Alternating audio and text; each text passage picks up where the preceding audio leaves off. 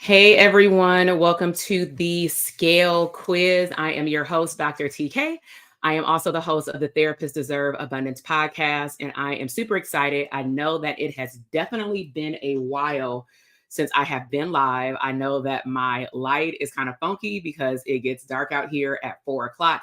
But nevertheless, I'm super excited to be here today. It has been a while since I've gone live, and so I'm super just juiced. And so, just to put you up to date, we've been doing different things related to scalability with our community, whether it be at our conference, whether it be on a Zoom call. And we find that some people really want to come live, some people are not really where they want to be in their business. And so I really wanted to position this particular topic on YouTube so that it can be evergreen and that you can always come back to this to review where you want to go. And so do me a favor, go over to the comment box if you are watching live over here on YouTube and put a 1 in the comment box to let me know that you can hear or see me okay, because I don't want to start sharing these slides and no one can even hear me. And so I know my team, let me know if you can hear and see me okay. And then okay, cool. All right, all I needed was like one person. All right. And y'all let me know if the internet starts being glitchy. I don't know what has been going on. Let me know if I'm the only one experiencing like issues with internet recently. But it's like these internet companies are like bananas right now. All right, so let's go ahead and get to it. Make sure that you have your pen and paper ready. I'm a very, very big advocate of, I'm not going to say like taking notes, but you will have to score yourself. Okay. So let me remove this banner and let's go ahead and get started. Now, if you are not a mental health provider, but you are a healer, you are a coach, you are an entrepreneur, some of the language with what we're talking about may not make sense, but I guarantee you, even if you are not a therapist, you will be able to see value in what we are talking about today. Okay. So, first, I want to talk about the grow versus scale facts, okay? Because I think that these are terms that are used interchangeably, and I've done recent or even in the past podcast episodes about this topic, okay? So let's dive into first, what is the difference between grow versus scale? So pretty simple. When you think about growth, you want to think about steady progress up, but there's certain things that stand out. So when you think about growth, you want to ask yourself, what does it look like? It looks like you actually working in your business. Okay. So I'm going to use my cursor. Let me see if I can see. Okay, cool. You can see me moving it. So what you will see is right here on the vertical, you will see $0,000, no money, 5K, all the way up to 25K. Then you will see that you or somebody may be working 40 hours, 50 hours, 60 hours, 30 hours, 40 hours. So this is a example of what growth looks like. So somebody can be working 40 hours and then congratulations, you hit 10K, talking about in your business, not your job. Right. So then you may ask yourself, okay, how do I get more money? Oh, I need to do more. So what happens is you add more hours and your revenue goes up. And maybe because you're excited and you see that amount of money going, in your QuickBooks or throughout your bank account, you get so excited that you're like, well, let's go for more. Let's go for 25K. But you're not realizing the trend that in order to make more, you have chosen, because it's a choice, you have chosen to work more. So this person who has 25K, if they're looking at it from a growth perspective, they actually have to work 60 hours to get to the 25K. Now, probably what's going to happen is this person is now going to be burnt out, right? So then they're like, okay, I need to scale back. And they may be thinking my money is going to stay the same. Well, guess what? Because you didn't truly scale your business, which we'll get into in a moment, but you just grew your time in the business, what happens is your money immediately goes down to about 7.5K because now you cut your hours in half. Put a 1 in the comment box if that makes sense. Because then, of course, you don't like that 7.5K and you're like, well, let me get back to the 10K. So now we're starting over from scratch. You have to work 40K to get the 10K that you originally got. Okay. So that's the definition of growth, is that it's linear growth. You will see profit. So we're not saying that, You're doing it wrong if you're only growing your business. But a lot of entrepreneurs will say, oh, I know I'm scaling, I got passive income. And that's not true if it requires you. Okay. So now let's look at scale. It looks completely different. So, what you're focusing on with scale is that you're working less over time, of course, earning. And the magic word to how you're able to do that, delegation. So I have two ways that you can delegate, and this is something that you definitely want to take note of. You can delegate to a system, but you got to work the system for your company, or you can delegate to a team member or both. Okay. But you do want to know that in order to scale, you do need delegation in place. So let's just say this is the same person. They got help, they got coaching, they got systems built in their business, they took action, right? Let's just say within 6 months to a year, because it may take time depending on your stream of income. So, same person, you work 40 hours, you got that 10K, right? But then you like, nah, I need to delegate. At least I need to hire an admin assistant. I'm sitting here cleaning down my emails, and that's taking up like 5 hours of my time. This is crazy. So then you delegate some admin task off your plate first. So then you decrease your hours to 30 hours a week, but you notice something. Your revenue goes from 10K to 15K. Well, why is that? Because at least with this example, instead of this person staying at 10K and decreasing hours, they probably now have more time in their genius zone to actually work on the things that are going to generate more revenue. Okay. I hope that that makes sense. Let me put this on do not disturb. Okay. All right. So again, so now they went down to 20 hours, but they had 20K. Now they kept 20 hours. And this is where the magic happens. Let's just say this person is hiring, getting things in order. When they get to the second 20-hour period, you will notice that their revenue will go from 20K to about 25K. Well, how is that? Now their systems are working for them. Okay. Same thing. The third graph of 20 hours. Now we got what we consider a quantum leap. This person has the systems in place. They have the team members in place. They have contractors or help in their, business. And now they can actually scale. So put a 2 in the comment box if you know within the next 12 months, you at least want to look at scaling your business, because it does take time.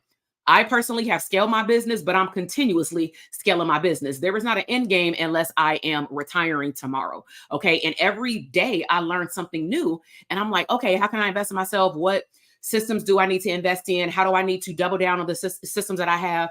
How do I need to help my current team members perform better? I'm always looking for ways to decrease my hours to focus on my gift. Okay, good.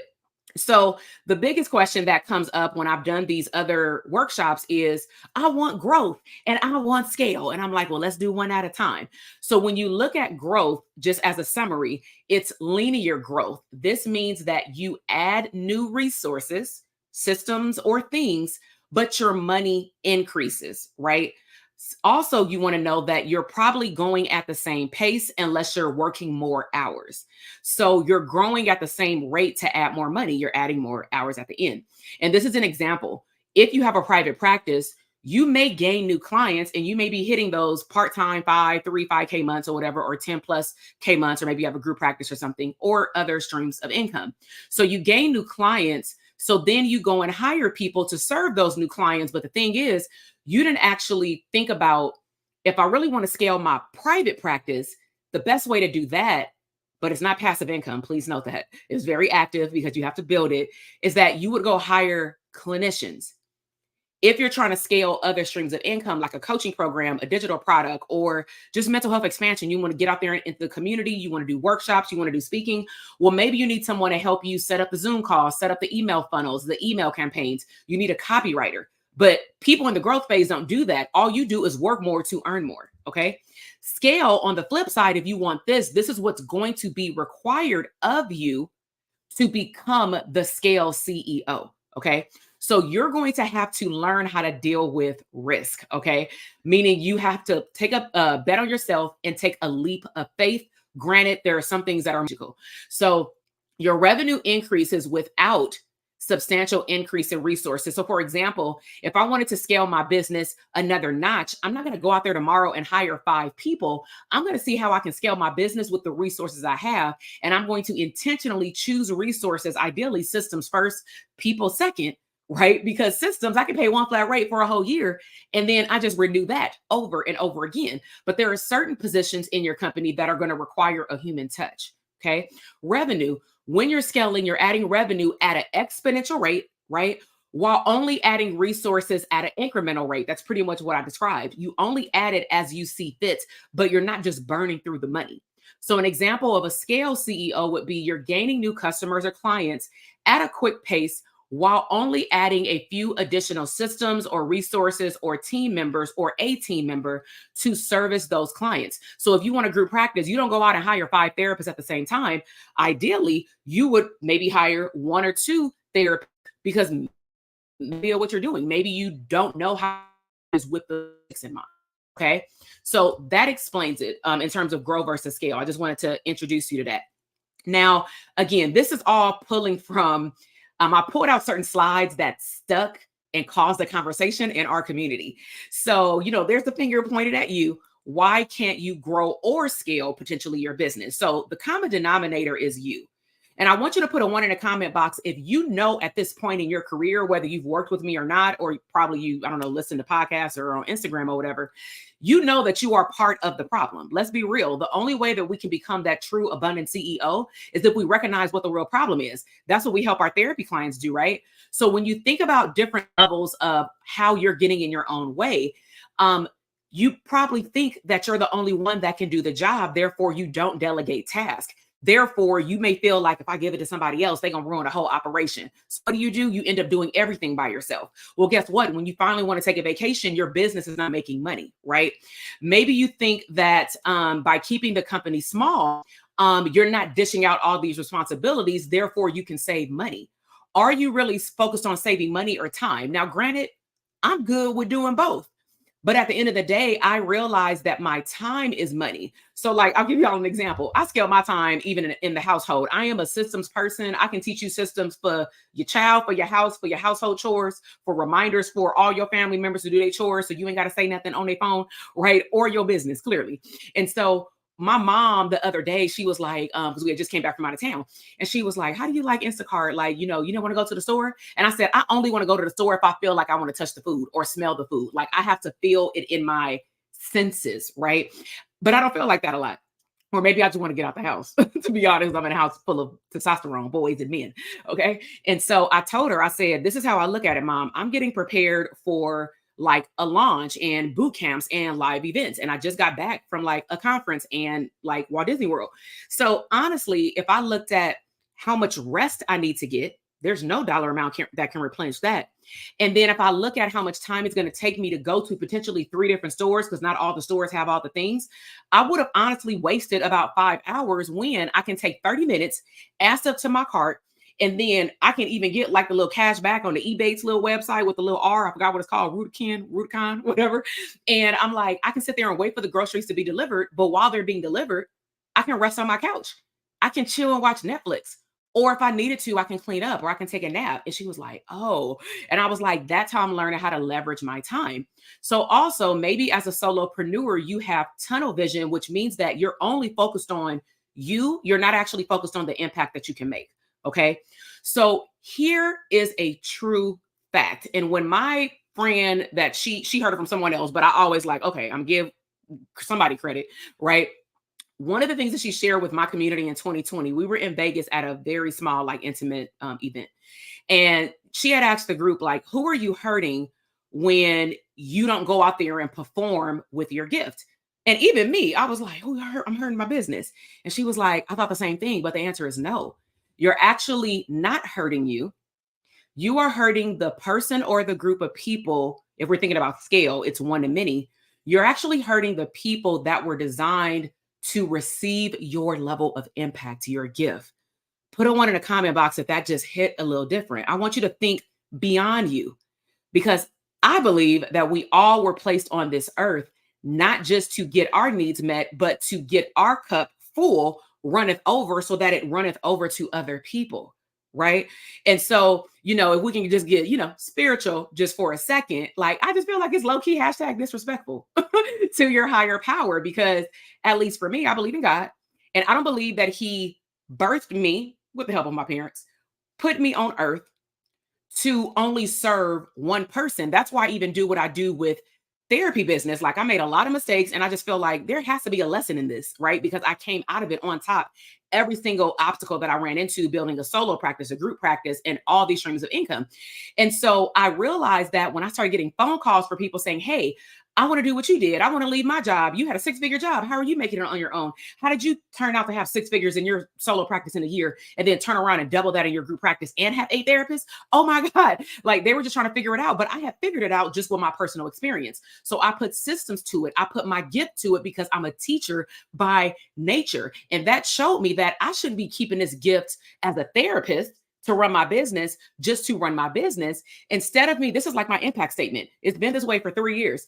Instead of me serving 20 clients by myself, one-on-one in therapy, why don't I make a bigger impact and help 15 therapists, 100 therapists get 20 clients of their own? That impact is way stronger. Okay.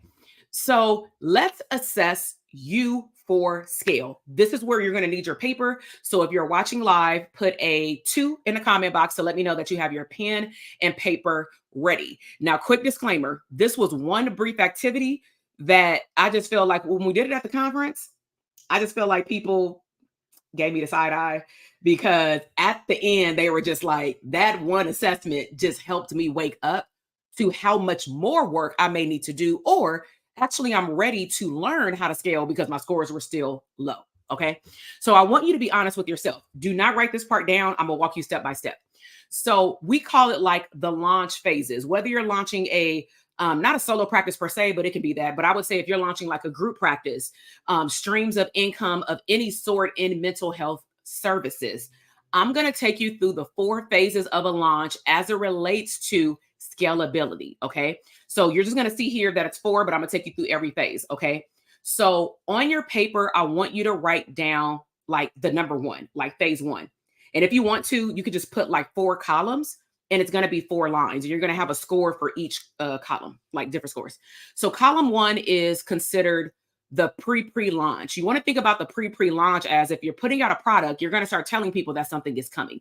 When Michael Jordan is dropping some shoes, we already know his shoes at this point because they've been out forever and they just keep repeating themselves. But, it may be a thing that says Jordan dropping one of the Jordans, you know what I'm saying, on Christmas Eve. And you're like, oh, which one? And they like, you got to wait. That's the pre-launch. So number 1, I want you to just answer it yes or no. If your answer is yes, give yourself 25 points per slide. Now, there is a disclaimer. If you have or desire a group practice as a mental health provider, there will be a pink sentence on the bottom with a reframe of a question. I hope that makes sense. So for all streams of income, under the first column, number 1, we're going to look at market research. Do you understand your audiences or your clients' pain points and desires? Meaning, if I told you to write them down, at least 3 pain points, what keeps them up at night? On paper, could you do it versus just saying like, they depressed? No. What does depressed look like? Like you got to be able to describe the pain points, right? You also have to be able to describe what they want on the other side of the pain points. Now, if you have or want a group practice, this is the rephrase question. Do you know why therapists want to leave their job? Because this is an indicator as what could make your group practice more attractable. So on your paper, because I'm gonna have you put something in the chat box in a second, if the answer is yes to this question, like you say, yes, I know that, give yourself 25 points. If the answer is no, just put 0, no partial credit. All right, let's speed things up. MVP. 1, have you developed a simplified version of whatever product or service that you have for testing purposes?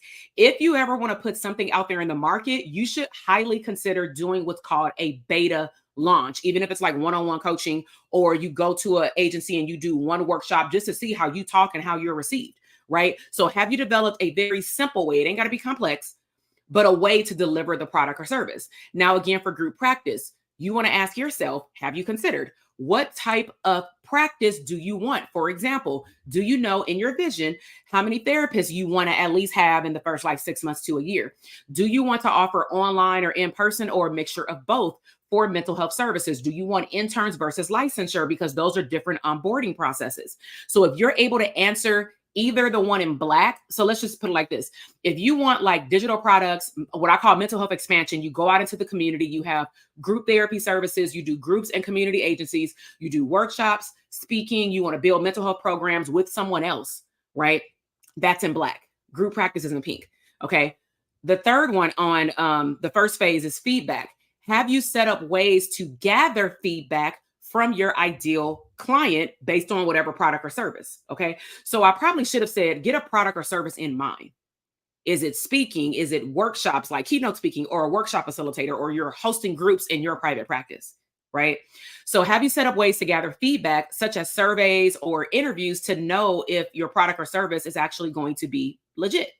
If it's a group practice, have you talked to other group practice therapists based on what you see in terms of your vision with where you want to take your practice? So for example, have you went and talked to other therapists that work in somebody else's group practice, not to poach them, but to just see what their experience is? Okay. And the last one in the first phase is what's called engage early. Have you identified and built relationships with potential users or influencers who could provide valuable insights? So for example, who's well known in the industry or area based on the product or service that you have? Have you talked to anyone to actually see what's going on in the industry? For group practice, have you talked to, mastermind, met with other group practice owners to see what it's like to open or grow a group practice at this point? So if you did all of them, you should have a score with all four added up. So put your final score of phase one in the box. Okay. So let me just go through them again quickly. The first one was, have you done market research or have you talked to other therapists and why they left their job? Number two is, have you developed any type of simple version of what you want to offer to see if even a simple version is going to work? Or do you know the vision of what you want in your practice? The third one was gather feedback either from ideal potential clients or talk to other people who work in group practices. And the last one was, have you talked to any influencers in your space to actually see what is going on? So these are the score like breakdown. If you scored 100, that means that you're great in terms of prepping to launch or let people know about a product or service you're about to drop, at least the first phase. Like you about to tell them something about to come, right? If you scored 75, that means that you have some things in order, but you're probably not showing up consistently, or your mindset is not consistent. Like you keep changing your mind about like what focus on today. If you scored 50 or below, it can simply mean that you are lacking a plan to then do. Because guess what? Unless you're like a, I'll joke around Beyonce, right? Unless you're like a Beyonce and you can drop a product and people buy it like all in one, like the next hour, right? You need to prep your audience. So sometimes the reason why we're not getting the results in our business is because you expect everybody to just drop what they're doing and sign up for your services, and you haven't even nurtured your audience. Okay. So I have someone who got 50. Don't be afraid to put your scores in the box, even if it's at 0.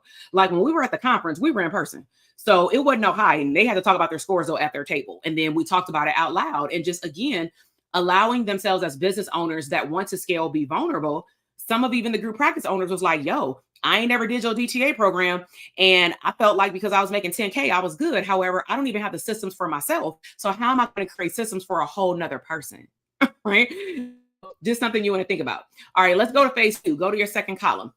So when we look at phase 2, we look at the launch phase.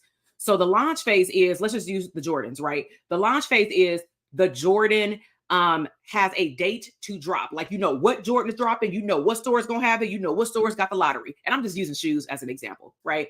So score yourself, right? So the first question is, do you offer free, valuable content such as videos, maybe blogs? They don't have to be all of these, but some or one of them.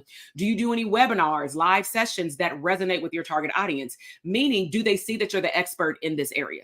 If it's a group practice, have you offered content about your expertise in a group practice, right? So I see in the comment box, 6 systems for me before them. Exactly. All right. Like, y'all, we got to make sure that what we think in our head is transferable to like understanding of other people. Like they can understand what we're saying, right? Because it always sounds better in our head. right? So again, group practice is you're offering content somewhere, or you're going to networking events telling people that you don't have a business, but it's the we, it's the start missing that. Don't just I'll be having like a small team and I'll be like, we, like it's 1,000 of us, right?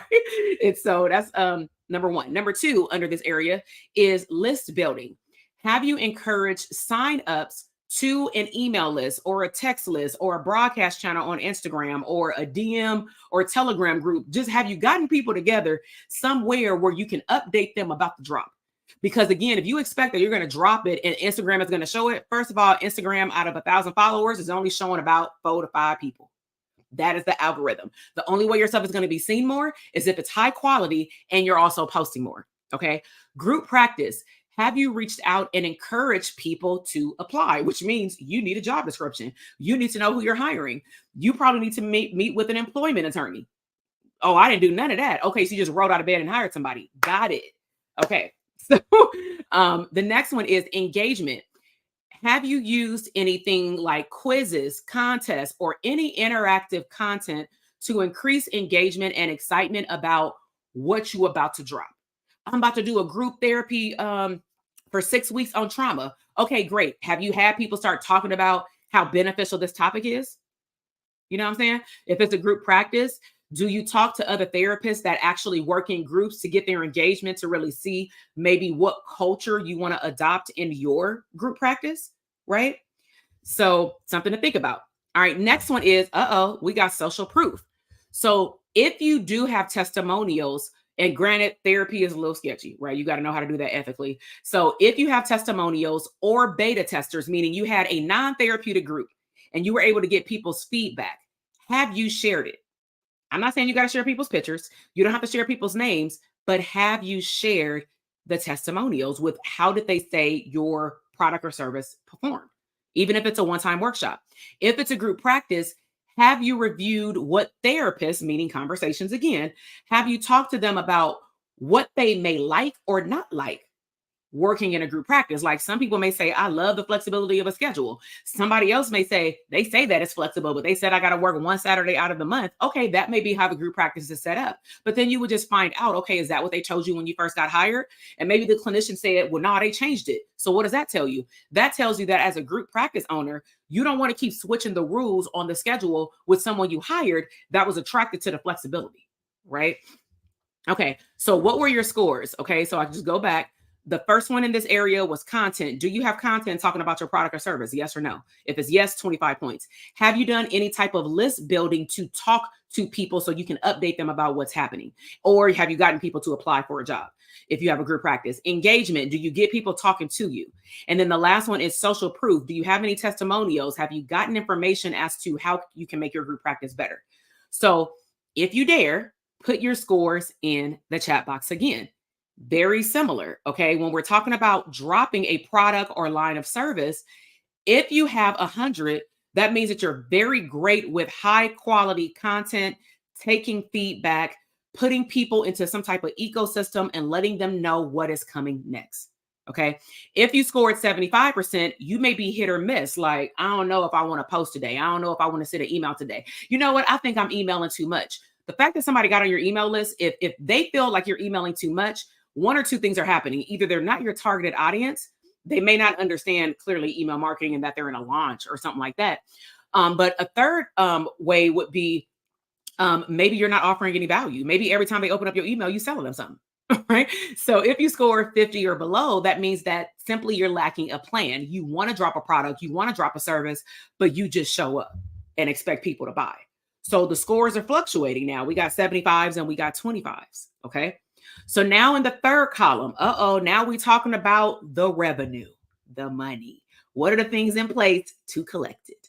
And so yes or no. First question in column 3, this is considered the launch phase. So the launch phase is you've done your job, you've educated. I do this every time with any of our products or programs or services. I do either a one-day webinar, a one-day boot camp. I do something either on Instagram, on YouTube, or we may do a 3 or 4 day situation or something in person. But at the end of the day, I never make it a secret that we're enrolling in our programs. Like even right now, we're wrapping up applications for Scale. And the only reason that I decided to put this in the public eye, because it was behind a not a paid wall, but you have to like do all these signups to get access to these videos. I just realized when the therapists were sharing it with their therapist friends, how much people still didn't know. So I'm like, let me just go on YouTube and explain it to the masses. And at minimum, you'll be highly educated, like in this area. And if you want to look at the Scale program, then you can for mental health providers, right? So first with sales pages, we're talking about the launch. If you have a product or service, or even a sign up page for group therapy, it's a back page of your website. Have you ensured that your landing page or sales page is compelling? Maybe meaning people, they want to read what's on there. Is your messaging clear, or does it feel like you're talking to like 5 different people? Do you have a strong call to action like get on the wait list, sign up here, click here to schedule an appointment because maybe you need to do an intake process? It's called call to action elements. If it's a group practice, your application process, is it attractive? Is it clear? Is it clear that you will not invite somebody for an interview if they can't even do a cover letter? Because for me, that's showing me that you can't follow simple instructions. I put in little things like that because I'm like, I've learned long enough that, it's like too many times that people show their deck the first time you meet them. They show a lot, but sometimes we just scapegoat it and be like, oh, it's not a big deal. Oh, it is, because all of a sudden now that person is late on their paperwork. Well, guess what? They were late with their onboarding paperwork. They showed you that in the probationary period, but you let them stay. Okay. So that's yes or no. The next one is urgency or scarcity. Do you, when you're offering a product or service, even group therapy, y'all, have you used limited time offers, such as something will expire if you don't sign up by this date? Or for me, the application's closed on Sunday at midnight. There is no, can I hit you up on Saturday and apply? Even if you get through the application, you won't see no available times for no interviews. We shutting it down, right? So do you give out any bonuses? I know for our private practice boot camp, we give out bonuses when people sign up at certain increments of time. Maybe you choose to give discounts or you incentivize people when they take immediate action. Now for a group practice, urgency or scarcity would be, have you created a hiring timeline? Even if you have to tweak it, have you sat down and committed to a timeline of when you're going to post the job, do the interviews, make the decision, send out the job offer, and then actually onboard clinicians after you extend the offer, right? So yes or no, simple. Okay. The next one is customer or client support. Have you ensured that your system that you have in place addresses any client or customer inquiries or issues during the sign up phase? Meaning you don't just drop your Calendly link, Acuity, or Simple Practice link, or your sales page and say, all right, I'm going to Hawaii for 5 days. I hope everything turns out, especially if you ain't got no team. Like that is a very bad idea. It's not until now that or a couple of years ago that I started launching when I was out of town. But even then I was still working on certain days, right? I just didn't leave it like, okay, Deuce is my team. Like, no, they need support. For a group practice, do you have a system to process the applications? Do you have a certain order that you look at certain documentation? Do you have help for someone to come in and look at documentation, applications, vetting people? Maybe there's a 2-part or 3-part interview process. Like what is that? Right? So yes or no. If you ain't got this stuff in place, then say no and give yourself 0. The next one is marketing. So if you have a product or service and you don't do email marketing or text marketing or massive social media marketing, we actually have a problem. You got to be showing up somewhere, just one place at minimum, right? So do you send targeted email sequences to guide potential people who are interested, customer or clients, through the decision-making process? So for example, our biggest email sequences that we typically do are for our private practice program, because that's the only program that kind of like is offered majority of the year. All the other things that we do, like Scale or like master classes or CE workshops, those are offered like, I'm not going to say randomly, but they may look randomly to you, right? And so with that said, we will send after our boot camp a series of emails to just remind people of what they learned in the boot camp, so that if they couldn't even find a link to sign up, or they didn't feel like going to Instagram, they could just click the link in their email and say, all right, I'm ready to sign up. It's the last day. It's Friday. I'm about to go to bed. I'm a bet on me. Boom, sign me up, right? But if you don't remind them, the penny is in the follow-up, out of sight, out of mind. You got to remember that people aren't going online looking for your stuff unless you have a strong brand and you have good customer loyalty, right? Group practice, you've made the invitation to the interview process. You've actually reached out to people and got them on the calendar. The penny is in the follow-up. You just don't have people apply and then you leave them high and dry. Okay, so what is your score? So if we go back, do you have some type of landing page or sales page?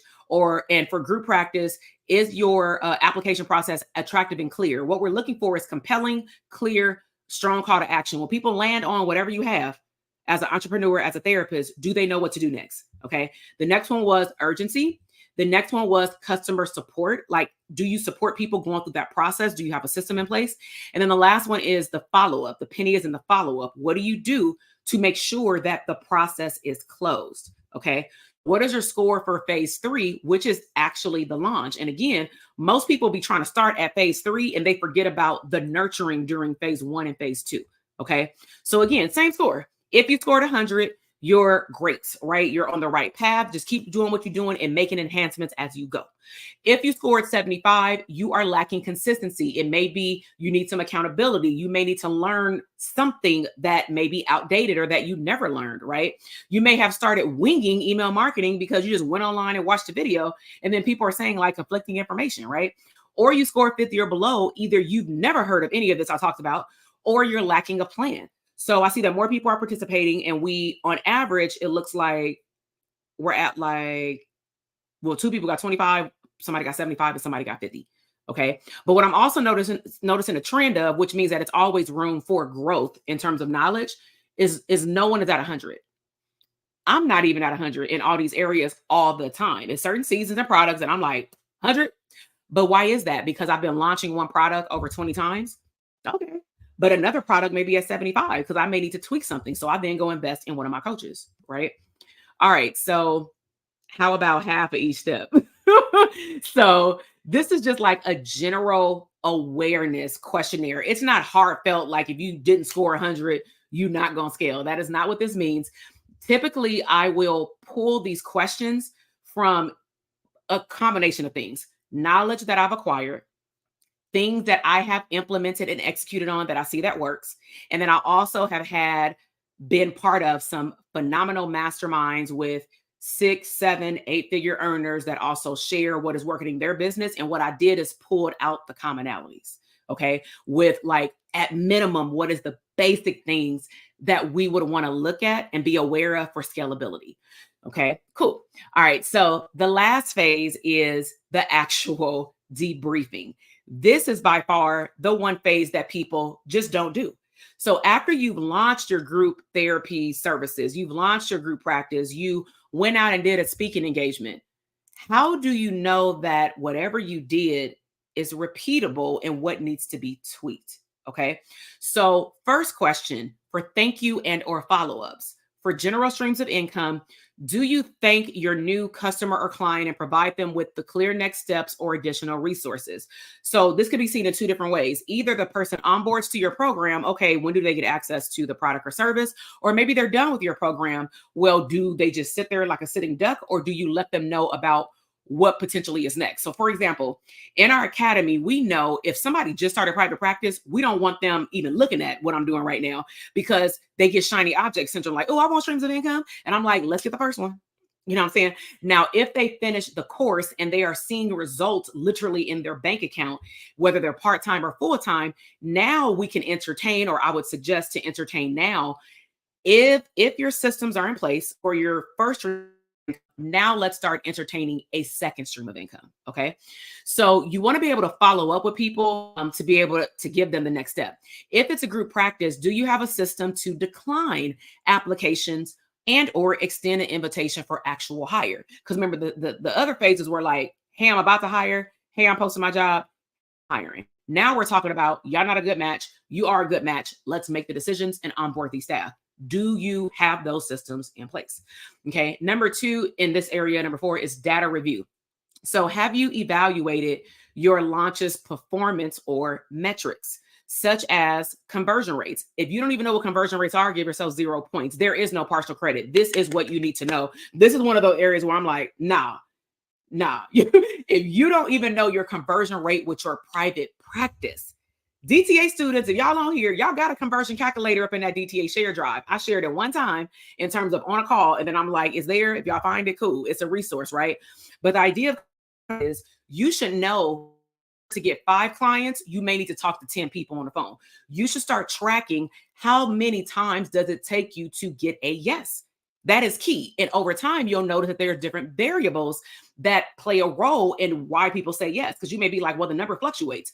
Well, has your niche fluctuated? Do you talk about the product like it's 5 different products every time you talk about it? People don't even know that you're talking about the same service, right? So, what are your conversion rates? What are your sales numbers? What is your revenue? What is your profit? This is a debriefing data review. You got to know your numbers to scale because you know your numbers, you will know how much even money you have to hire someone. Okay. If it's a group practice, have you reviewed candidates that you hired over time to see like what works, what doesn't work? Evaluations in place, and then level of acceptance is like, wow, in order for us to find a good person, we seem to have to like interview like 10 people to get a good core 3. You know what I'm saying? Like, you should know what's going on in your business. Okay. Next one is feedback collection. So, do you survey your clients or customers and non-buyers? That is key. It's not a must, but I would highly suggest it. For people who, let's just say you sent out an email and they didn't buy it. I know we do this. Some of y'all may have gotten it, right? And it's like, just curious, or outright, why didn't you enroll in DTA or whatever the product or service is, especially if it's like a bigger launch, like an actual like 3 to 4 day boot camp. And so I love getting those responses because it'll either tell me what people's fears are, what's actually happening in therapists' lives, and or it just gives me general knowledge about how maybe I can enhance my messaging. Don't be afraid to get feedback. Just because somebody didn't invest in your services or product doesn't mean that they don't have valuable information to give. Put a 1 in the comment box if you receive that, because sometimes you only want to talk to the people that paid you, right? So survey customers and non-buyers, understand their experience and gather insights for improvement. If it's a group practice, you want to review any participants or candidates that you declined, or maybe that they declined you, because that could happen. They could have taken another job. And you want to review the whole interview process. Like, how can you make it better? That is something that you constantly want to ask yourself, is how can I make what I have better? Okay. And then I believe this is the last one. Yeah. The last one in this area is you want to plan the next steps. So based on the feedback that now you have based on your launches or product or interview performance, now you're going to consider if whatever you're offering needs to be updated, relaunched because you need to run it back, or scaled again. Right. So group practice, same thing. I've done this before. Like, I thought I was going to be done after like a 2-week hiring round. And I'm like, I didn't find the right candidates. So I need to do it again. Right. So when is that going to happen? Go back to your timeline. Do you really want to run a group for the long run? Because some people are thinking about a group practice like it's passive income. It's not. I hate to break it to you. I have a whole YouTube video on abundant streams of income. And one of the myth busters that I talk about is that group practice is not passive. When you can get to the point where you can step away and you paid someone to operate your entire group practice, you have hired someone to do supervision, you've hired someone to do quality assurance, to do billing, to do consultations, to do paperwork, and all the things related to admin and anything else related to marketing and such, that's when it's passive. And they ain't even all the way back passive, because you still might got to meet each quarter or something, right? So never think about a group practice as passive. So just recap on this section. Do you do any thank you or follow-ups? Do you look at the data and review it to see what needs to be done in the next step? When you collect the feedback, do you look at it?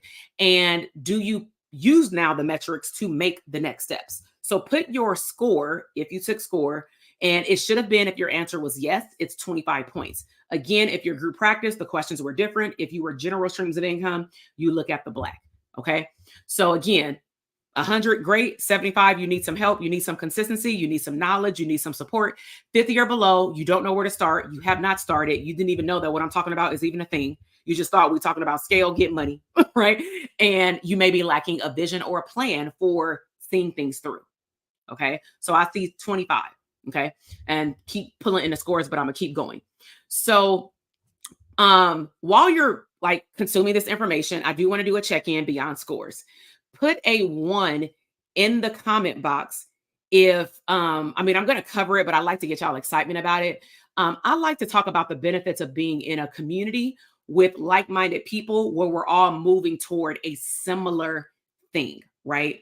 So some people scored 25, some people said consistently, but lacking a plan. We got closer to 100, we got partial credit, I guess. We got 90 points.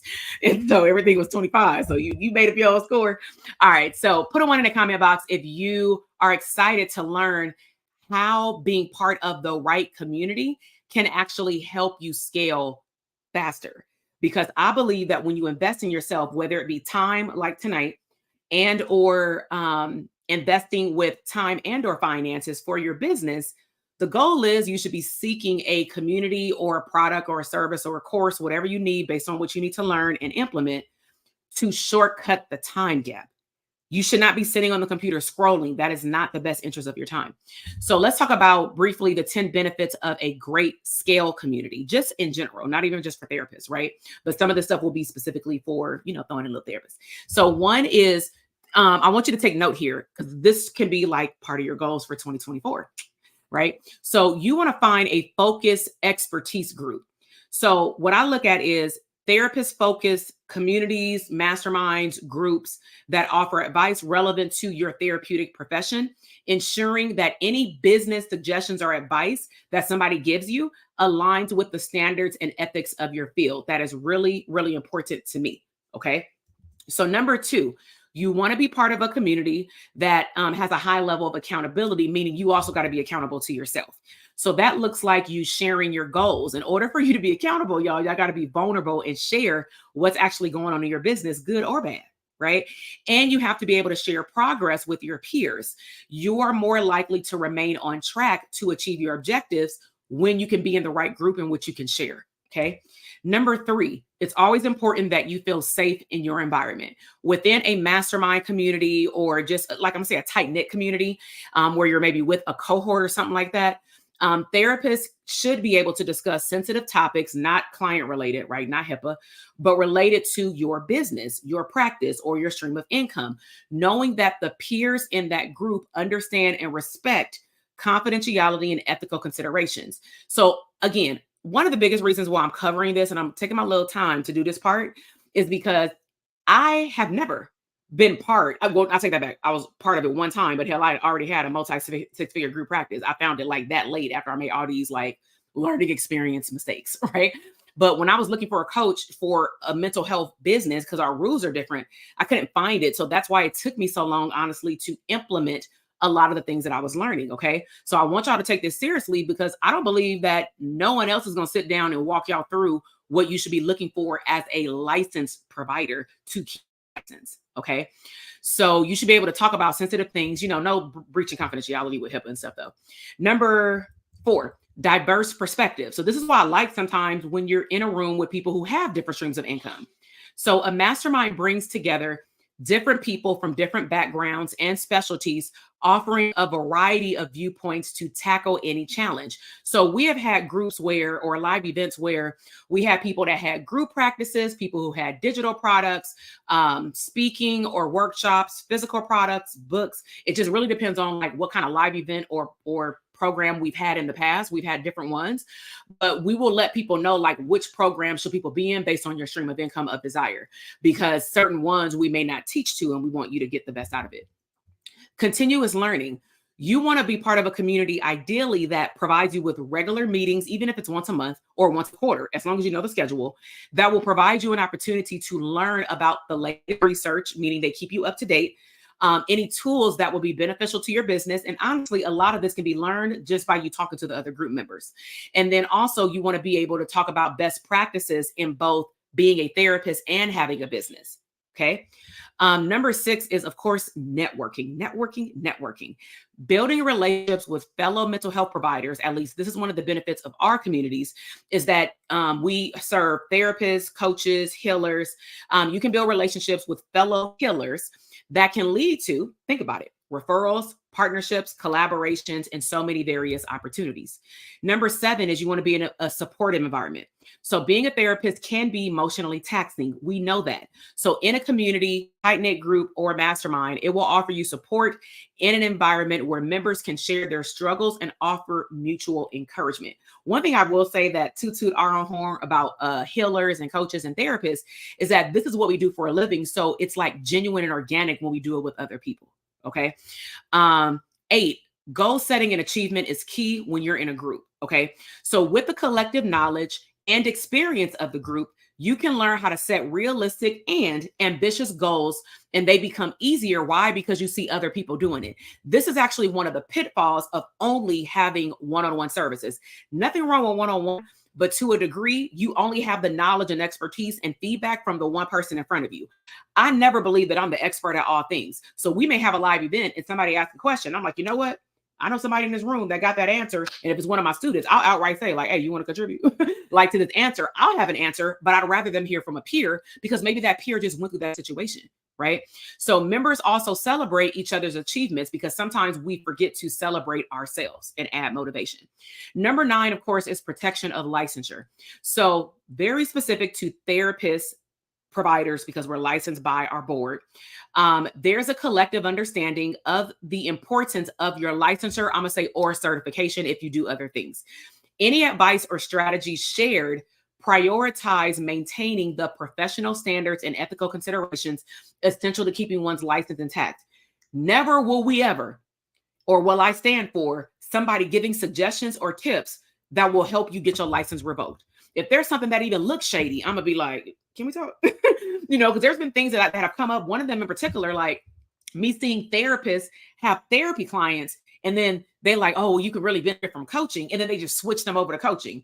Even though it's not unethical in the rule book, it's still like you crossing a boundary line, because remember, that client don't know that 3 months down the line when they go through a crisis that you're no longer their therapist, but now you they coach. Hell, how are they supposed to tell the difference? You saying your name is Dr. Jackson. You know what I'm saying? They don't know that. So we want to make sure that your license is always protected. And that is first for me. That's why I do APACEs. Last one, number 10, is resource sharing.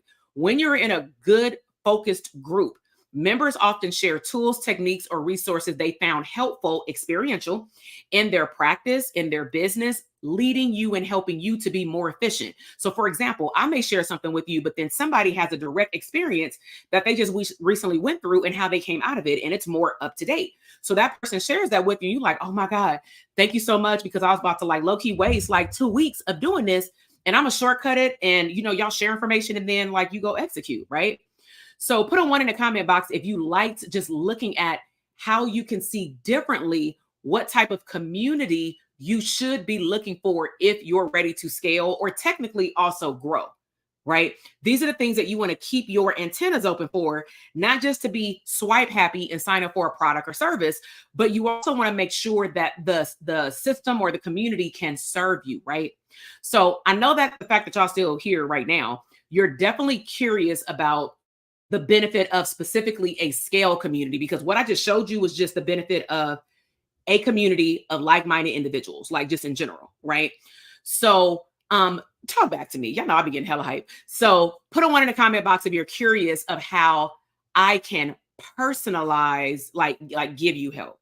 Because I know depending on what we usually offer, it's either in a group, sometimes it's always in a group, and sometimes depending on the level of the program, some people get individual access to me and or my team to get more in depth about their personalized needs. Okay. And I'm really excited to share this because we shared it at the conference, and then we had like a boot camp about it. And again, a lot of people were just like, shit, I need I need to focus on growth first. Or then some people were like, all right, sign me up or whatever.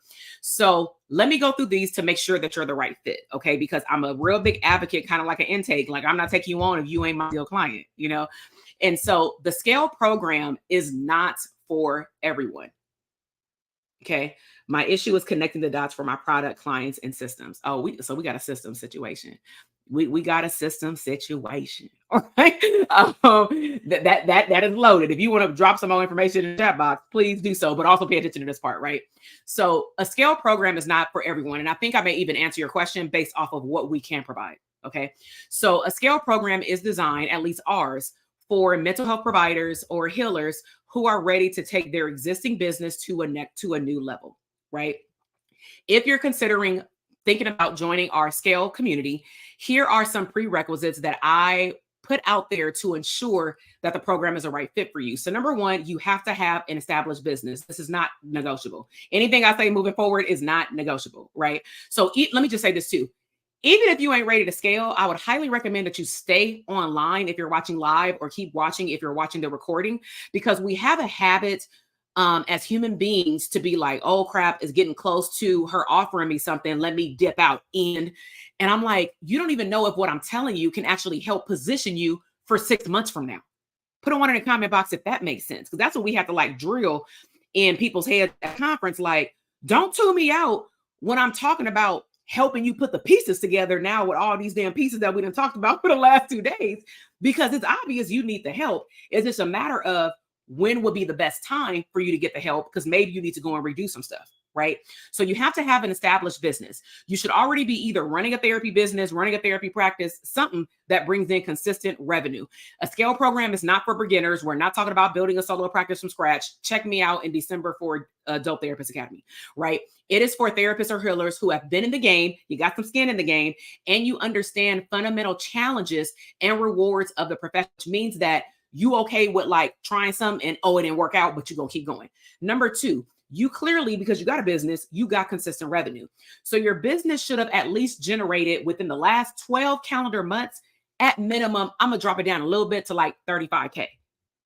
That ain't nothing, right? And we're talking about like you in business, not business, right? So have you generated between 30 and 40, 35 and 40,000 at minimum for the calendar year? If you're part-time, I would say about 3K a month at minimum. What does that show us? That shows us that you have a viable product. You've launched something and you've made money. Again, some people are very attracted to the word mastermind. They want to be in a room with all these big wigs, and then you can't even fit into the conversation because you ain't launched not one thing, right? So this demonstrates that you have a foundation in place and aren't looking for basic business tips. Again, that's why I create YouTube videos and a podcast for that, or private practice for DTA. Okay. Number three, you actually are ready to scale. Not you thinking about it, you're ready. So whether it's a unique therapy service that you want to deliver or launch, or a product idea like group therapy services, or you want to go out there and do speaking, or maybe even starting the idea of like, I would say group practice is different. We do help people start group practice from scratch. Okay. So if you want to start a group practice, or you want to relaunch your existing one because you like it's a little stagnant, right? You should have a concrete vision for what you want to scale. You should be applying for our program knowing what stream of income you want to focus on over the next 6 months. This isn't about exploring vague ideas, you switching back and forth from today until Monday. And then when we hop on a call, you like, you know what? I done changed my mind. I don't even know, right? Number four, commitment to growth. Our Scale community, also we mastermind together, is for those who are willing to go all in, even if you're scared. The strategies and resources and people, community members that are shared, will require your dedication and time, right? And a financial investment. You got to invest to learn the information to execute. You should be ready to take calculated, though, risk and make serious commitments so that you can see growth in your business. Number five, you got to be vulnerable and open to collaboration. It doesn't mean you got to collaborate with people and split your profits, but you have to be willing to share your vision about your business so that everybody can thrive as a collective. Being open to feedback, suggestions, and constructive criticism is essential for making the most out of this opportunity. By far, we have not ever had any negative experience when people give each other feedback. It actually has been like more breakthroughs and crying in terms of like, oh my God, I love y'all. Like our communities have a very hard time when they graduate. Okay. And that's a good thing. Ethical and professional standards. We maintain professional standards and ethics. It's paramount to us. Candidates who want to be part of this program should understand the importance of our standards in terms of confidentiality, even with what we share in the group with one another. Okay. Especially when you're scaling your business, you're going to run into obstacles. You may get mad. You may cry. It's okay to share that, but people should be running and telling your business. But we focus on integrity, again, to protect your licensure. So the summary, our Therapist Scale community are healers and coaches, because it's open to all. You don't have to just be a mental health provider for this program, because I've worked with people that are not therapists who helped our community thrive. But we don't just want dreamers, we want doers. So put a 2 in the comment box, no matter where you are in your journey, if you are a doer. Not, you could be a dreamer, but I want to know right now, are you a doer? Right? Because the doer is going to help you execute your goals at the beginning of the year. So these people have been successful with whatever you've tried. You're ready to multiply your success though, and you're willing to put in the work, the time, and the commitment required to achieve your big, audacious, ambitious goals, right? You can see, like, one program we got, it's like, I want you to be serious, but this may be your first stream of income. So let's just get in here and learn it. It's your lowest hanging fruit. It's your private practice solo. You're good. You ain't got to depend on nobody, at least in the beginning. When we talking about scaling, you got to be open when I'm like, yo, it's time to hire somebody. Like, I need to hire somebody right now. Like, we know that, but we got to do it very tactical, right? Because we got to hire for the right seat in our org chart. Okay. So how can our scale program help you? So I'm going to introduce to you our 2024 cohort, and let me put something on the screen because I want you to write this down. Now, we have 2 different groups of people on here. Okay. We have DTA alumni who posted something in our Facebook group. And then we also have some DTA alumni who didn't post nothing in the Facebook group and want to know what the hell we talking about. And then we have like just people on my email list or Instagram or whatever, right? So I want you to pay close attention because the different people are going to have 2 different sets of instructions. Okay. So this is the breakdown of the program. Again, I'm very transparent with what you're going to get. I don't like surprises. So when it comes down to our program, we introduce you in the program starting December 1st, meaning we put you in the course portal, we get you acclimated with the program, and then we wrap up at the end of June. We do take off for Christmas and for New Year. So we're done like December 15th, but we do something at the beginning of December. Okay. So the first phase is called an intention, like abundant intentions. So when we meet in December, we're going to do a 90-minute group call. We focus on your 2024 goals. We focus on in the portal, like wealth goals that you have for yourself for the next 6 months to 12 months. You do your vision plan for your business for the next 10 years, not 5 DTA students. And then you also, of course, get access to our online community where you can meet other people and chit chat. And then also, this is a big deal, you get Voxer access. You get one big ask in December. And we'll run all this down to you like when you apply. But I just want to walk you through it like briefly, right? So one big ask is, hey, Dr. TK, I know on the call I talked about like getting into the school district and launching a girls group after school. And they told me to put together a proposal. Can you take a look at the proposal that I put together? Like not a 20-page proposal, y'all, but like this 2-pager.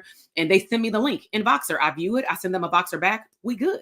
I'm like, let me know what happened though. Like, don't just leave me hanging and leave me that one question. But what cannot happen though is, oh, but I also got this other idea. My job is to keep you focused. Put a 1 in the comment box if you need that. My job is to keep you focused. So don't get mad at me. And I ain't gonna talk like this, but like my clients, that's how they be feeling sometimes. Like, like keep me contained, right? Because I'm like, girl, So January, we focus on leadership. So it doesn't mean that you can't talk about different topics on our call because everybody is in different places, but how we're going to help you maneuver through the portal is that we're going to hyper focus on specific things in these areas. So in January, we're going to focus on leadership for some of that 90-minute call. We're going to do things like hiring and delegation. We're going to talk about Q1 intentions. Again, you get online access. You get one big ask for Voxer. So it could be a different ask, not necessarily a different stream of income. Hello. You will see the pink thing right here because we do assign a book per month or for different phases. And this is something that I'm starting new because I'm going to start engaging with you all with rereading these books that I've read about 4 times already, but I want you all to see the benefit of the book as you are scaling your business. Okay. February is marketing mastery. I'm just going to skip some of this because it's a repeat, but we're going to focus on email marketing. If you do text marketing, just bring it up and I'll walk you through it. And I'm going to show you how to track leads in terms of email marketing in the portal. In March, we're focusing on launch mastery. So I hope that you're seeing it in order, right? Set your intentions. Let's focus on the vision. Let's get your back office up and running with your wealth plan, your money plan, meet with your money team.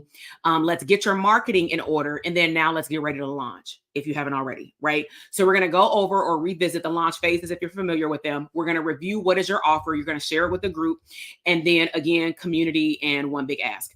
In April, we're going to focus on specifically launch debriefing. What have you launched up to this point from December until now that you want to debrief that you have not already shared? And also, we're going to do it on the call. Let's talk about your second quarter goals. You're going to declare at least something on your goal on this group call. And if you can't make the group call, post it on Facebook, right? Now, I will say as a disclaimer, well, let me hold on to that because I was about to give it away. Okay, in May, it's considered technically graduation, even though we got something going on in June, right? So we do what's called half year debrief, where we do half year reflection. We look at how you've been doing on your second quarter goals. And then again, some things in here. Okay. Now in June, we don't have a call. It's summertime, y'all. And some of y'all be dipping out anyway. But instead, what we're going to do, of course, we're going to email you a feedback form so that you can give our program an evaluation. But we would hope that you would tell us if there's a problem even throughout the program, right? But overall, we do an end of program evaluation. And then you still get to do one big ask at the end of the program, maybe to help you clearly transition, because that's the name of the phase, okay? Put it too in the comment box if you're liking what you see so far, because as you can see, especially I know for our DTA students, it's structured, but it's a little looser, meaning the modules are not locked. You really have to be accountable to show up or get in that Boxer or get on that Facebook group if you can't come to the live call. And you have to tell us what you're working on so that we can tell you where to go in the portal. It is a goddamn playground. Okay. So I don't want you in there getting overwhelmed. So I know though, y'all ready for some bonuses because I like giving out bonuses. So bonuses are, because I know we coming up on time, we on time, is I've been really missing podcasting and directly speaking to my clientele where it doesn't require all of us to show up live, because I know that we have lives, whole ass lives. It's lifing and things come up, right? That's why we only meet like once a month. So what I am going to do is a bonus is you all will get a bonus private podcast. What that will mean is, depending on what comes up on our call, what comes up in Facebook, what I feel like comes down to me for your group as a download or something like that, I am going to drip a podcast episode where it actually shows up either in Google Feed or in Apple. So when you log on, it'll be your program's private podcast for this program. And that actually is going to start potentially in January. We don't know if it's going to start in December, but for sure it's going to start in January, right? Also, big bonus, a lot of people are asking about when you do another live event. As of today, we are only, I'm not going to say only for the whole year, but right now what has been planned for 6 months is that we will be meeting in person, right? So there's going to be a 2-day in-person event. So the disclaimer I was going to make earlier is that when we were looking at the schedule, one of those months may, it'll still have the live call, but there may be some switching of things related to the live event, meaning if it looks like it's too much going on in that month, we may change some stuff around. But for the most part, you'll get your whole calendar year. And our goal is to let you know about that live event at the top of December, at minimum, the city and location, so that you can get your transportation in order, like your flight or driving over, or if you already live in the area, that's fine. And then of course, we will give you like a definite heads up so that if you need to get a hotel room, you can do that. Okay. So this is a recap. It is a 6-month program, technically 7, because we start 2 weeks in December. You do get group calls. You get the online community just for additional support throughout. But let me say something. If you're in the academy, this online community is not as active as DTA. It could be, but I expect y'all not to be on there all the time. Like DTA is active because it's a lot of activity when you're building your solo practice. I expect for scale students to be scaling. Right. So if you in there every day, we got an actual problem. Next is I did it out of order, but you get the online course portal, you get the Voxer access, one big ask every month, right? And it could be the continuous thing too with the stream of income. And then you also get the private podcast and the 2-day live event. Okay. So this is the investment. I know it's kind of like tiny on the screen. I don't know what's going on. So you have 2 options to get in, but there is an application process. There is no, I'm gonna share with you the link. Okay. So everything I just said, either you pay in full, $5,555, or you can do a 10-month payment plan, which is a deposit of $777 after you've been approved. And then you'll have 9 additional payments. Okay. So if you want to write that down, that's perfectly fine, but it'll also be on the application. Okay. So a big bonus that we are also doing that I know some of our students who were in this program, like right now, they were like, are we going to get this? And I'm like, I don't know yet. So we are going to give you lifetime access to the portal, which means that If you do not renew with whatever is happening with this program after your cohort is over, then you will still have the portal, but you won't have coaching calls. Do you need DTA before this? No. And I'll go over like one, we talked about somewhat of the requirements, but when you interview, it's going to be very clear in the application what needs to happen. I'm actually about to show y'all the application. Okay. Yeah. We have people at the conference who never did DTA. That's perfectly fine. So how do I apply? Like, what are the requirements? So let me do this one first. DTA students, put a 1 in the comment box if you in DTA. Okay. So if you commented back, whether you're watching live or replay, and you were like, email me, because we put something in our group last week because everybody didn't come to the conference. And I'm like, damn, ain't got time for the boot camp. So y'all have no idea what we're talking about. So I'm like, let me put our students on. So what you want to do is check your email. Our team member has sent you an email reply back if you did the whole email me thing in Facebook and you said, email me about the thing. She first emailed you this link. So what I want you to do is check your email when we get off. Don't leave right now. And your minimum requirements is that you would have had to complete in the portal. We only got 2 requirements. You complete BRAN in the portal. We don't require you to fully complete delegation because our whole scale program is going in detail about leadership and delegation, but of course, finish your program, right? But these are the requirements. Of course, second requirement is you have to be in good standing, especially if you had a payment plan. Right now, what I mean by good standing is if your card expired, if you forgot to update it and you got an email, whatever, you updated it. I'm talking about people out of financial integrity where we ain't heard from you in months, right? So that is all that's required. Now, if you are a DTA student and you did not reply to our post, go and find it and tag Jade and say, Jade, can I apply for the scale program? I just watched the video. Just tell her. Okay. Otherwise, you may have to go through the other process. The deadline is Sunday to tell us this. Okay. It's a simple questionnaire. For everybody else, write down this email address, drtk.com/scale. So I'm going to show you the application and go over it because I don't want nobody saying they did not understand it and why did their application get denied? Okay. So you have to fill out the application. What's really important is when it'll say an instruction, when you fill out the application, after you're done and you click submit, it's going to reroute you to my calendar system, which means you can't get on my calendar unless you thoroughly fill out the application. And even when you fill it out, we're going to review it, which means that we still have the right that if we feel like you don't meet the criteria or you don't fill out the questions, you just put like NA, like we will just cancel your interview, right? So your deadline is also the 19th. So put any questions that you have in a box. I'm going to briefly share the website with the application. Hold on.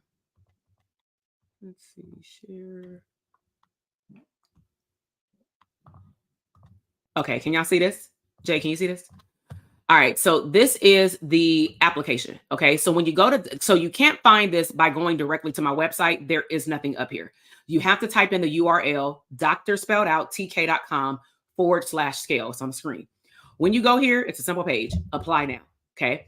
When you apply now, it says, welcome to the scale application with me. Please answer all the questions. After the application is complete, do not close your browser. You will have the opportunity to select a day and time. Please note, we're on the tail end of these applications because we had already been interviewing for them for the last few weeks. So we're only doing interviews, some on Saturday and some on Tuesday and Wednesday. Make it happen. Okay. It'll show the time in your time zone when you get to the calendar. And if you're not a good match based on your application responses, we'll notify you via email. So these are the questions. Pretty simple. Okay. So what is today's date? But it'll still tell us when you submitted it. Oh, you didn't see it? Oh, wait, sorry. Hold on. That's why. Share this tab instead. Okay, yeah, I can see it now. I had to share. I forgot it opened up another window. All right, cool. Sorry. Okay, so today's date. Thank you for telling me that. Your first and last name, your email address, just demographics, phone number, licensure type, state of residence. And we like to just know where people are coming from, not therapists, how many licenses you hold in different states. We just want to know what state you live in. Okay. What is your website? What is your social media handle? If it's Instagram or TikTok, just give us the handle or give us the URL. We do like to look up your stuff.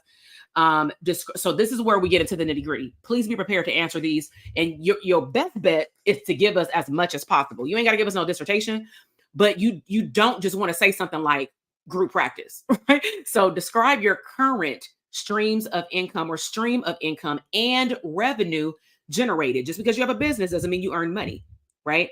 So if you have a private practice, just describe it. Hey, I got a part-time private practice. Just get into the zone. Like since 2021, you ain't got to tell us your caseload per se, but you can say I've had a part-time private practice where I pretty much work 20 hours a week since 2021, and I generate on average, or I'm pulling in this year on average $60,000. Like that's what you got to put, right? But be as specific as possible. Don't just put I got a solo practice. That will not cut it. Okay. Now I want you to imagine that it's 2024. I'm a dreamer. I want to know where you see yourself, because if we don't know where you're going, I can't help you get there. So imagine that it's pretty much the end of our program, 2024, at least this cohort. What have you accomplished in your business? Have fun with this question. I love seeing this answer, I tell you. The next question is, this program focuses on reciprocal relationships. Think about all that you have learned and accomplished. I am sure that you have a lot to give. What do you believe you can offer to other program counterparts? A lot of you have, like, I have quality assurance. Now that may sound boring, but that's how I was able to do a lot of things with group practice owners, because they were like, I ain't building that, SOPs and all that stuff. But I was able to give that value, or even being a therapist, to other masterminds that I was in that weren't therapists. Okay. So tell us what you can offer, or like anything, your traits. Please check the items that you have currently have in place in your business. Don't put that you want to implement, but that you have. This is a drop down. You can check as many as you would like, so you can keep going back to it. I do landing pages. I have a business checking account. I have an org chart. If you only got none of them, don't check none of them, or check some, right? Most of y'all should have a business checking account if you got a business.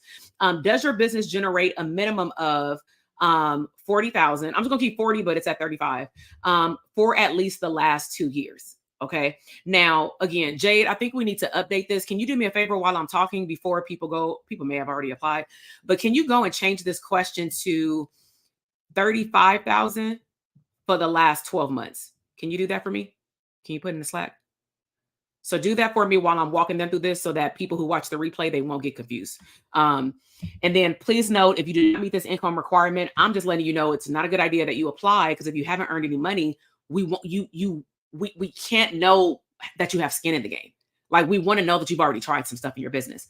And then, of course, are you committed to the growth process to attend a live in-person mastermind? We will at minimum give you like 90 days, like heads up, or like 84 days. You know what I'm saying? We try to have it in the early spring, right? We're not going to wait until the weekend before to say, hey, can you come to LA or something like that? Okay. But the idea is that you're committed to being part of a group in which you will thrive.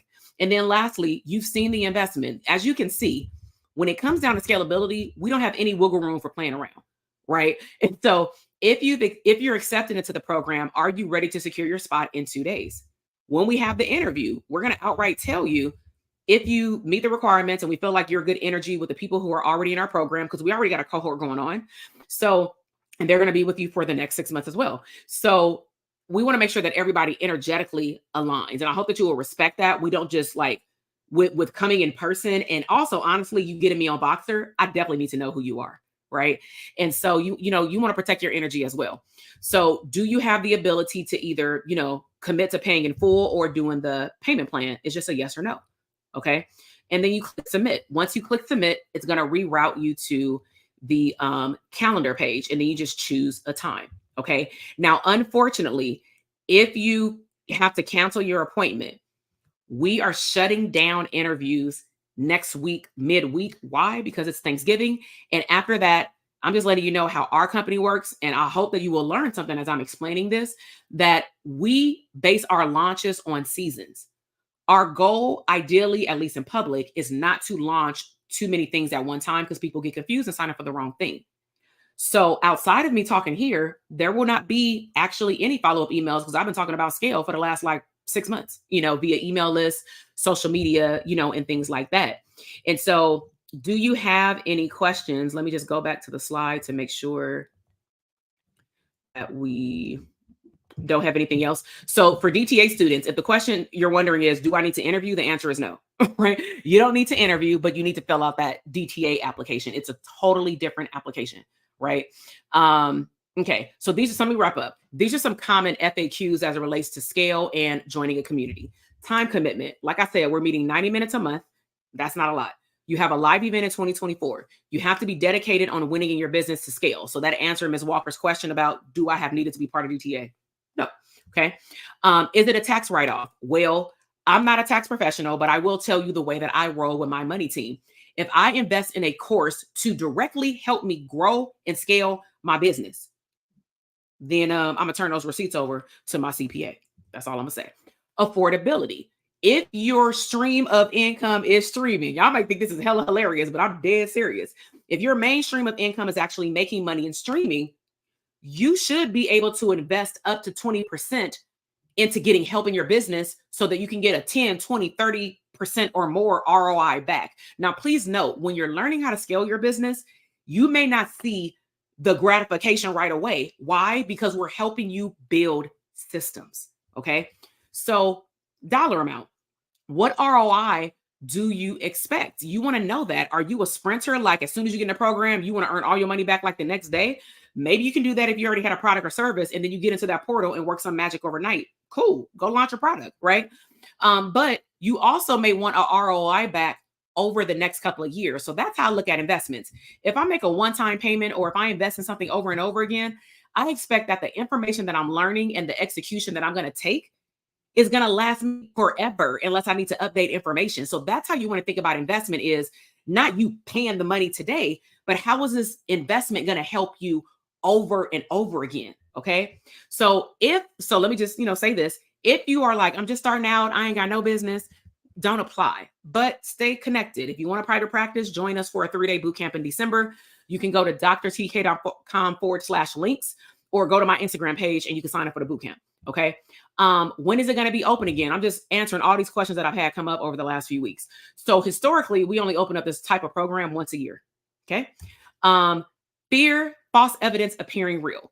I believe that the richest place on earth is a cemetery. So if you would like to not bet on yourself, and you would like to take your dreams to bed with you, whenever that may be, hopefully, I'm about to say 100 years from now, right? Then that's your choice. But how long are you going to sit back and wait for the light bulb to say, hey, you should be ready. This is an opportunity. If I'm a good match and my program is a good match for you, go ahead and shoot your shot, right? If your issue is time, I'm talking about like fears that people have. Your time is your biggest asset. So would you rather scroll online and try to find the answer and then just do hope marketing?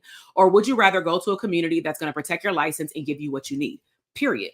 The theme that we've seen across the board with these interviews, though, is fear and being scared. And it ain't scared to make the investment per se.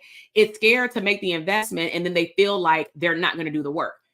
That requires first a little bit of mindset reshifting, right? I can only help you in that area so far because you're not my client yet. But we got podcasts, we got YouTube. But the idea is that you got to get out of your head and make a move. Okay.